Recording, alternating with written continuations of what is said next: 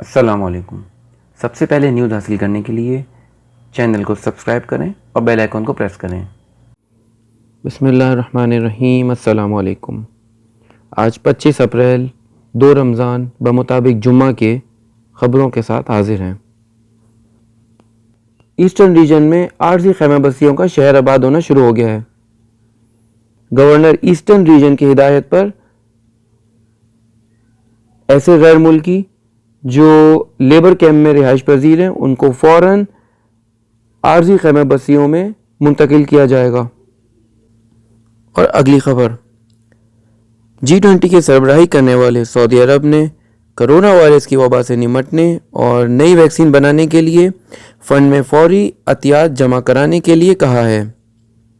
G20 group کے سربراہ ملک سعودی عرب نے تمام ممالک، بین الاقوامی تنظیموں، نجی اداروں اور اہم شخصیات سے فنڈ میں جلد از جلد عطیات جمع کرانے کی درخواست کی ہے تاکہ کرونا سے نمٹنے اور وبا کے علاج کے لیے ویکسین تیار کرنے کے لیے ضروری فنڈ مہیا کیے جا سکیں۔ اور اب اگلی خبر ہے، وزارت اسلامی امور کا کہنا ہے کہ سرکاری اجازت کے بغیر آن لائن لیکچرز دینے، افطار دسترخوان لگانے اور مساجد میں اعتکاف کی اجازت نہیں ہوگی۔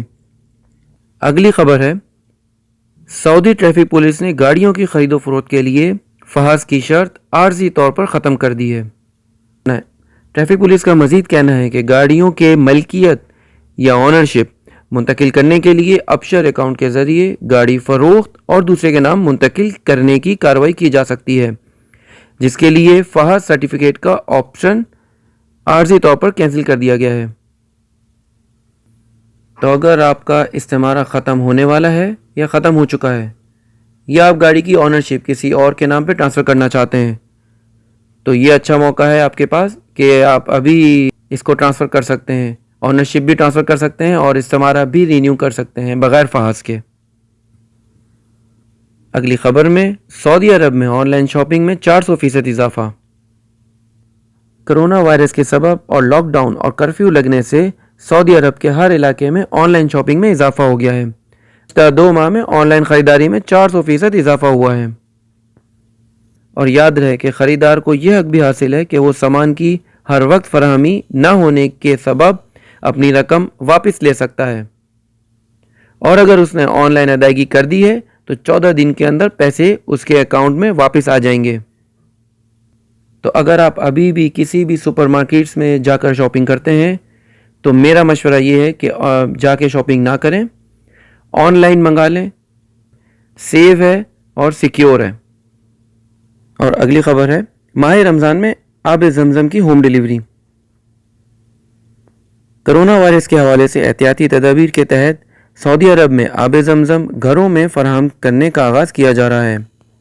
شیخ ڈاکٹر عبد الرحمن السدیس نے آب زمزم گھروں میں پہنچانے کے لیے منصوبے کا افتتاح کیا ہے۔ گھروں میں آب زمزم پہنچانے کا آغاز مکہ سے کیا گیا ہے، یہ بعد میں پورے ملک کے لیے اویلیبل ہوگا۔ آب زمزم کے 5 لیٹر والے کین کی قیمت 7.5 ریال مقرر کی ہے۔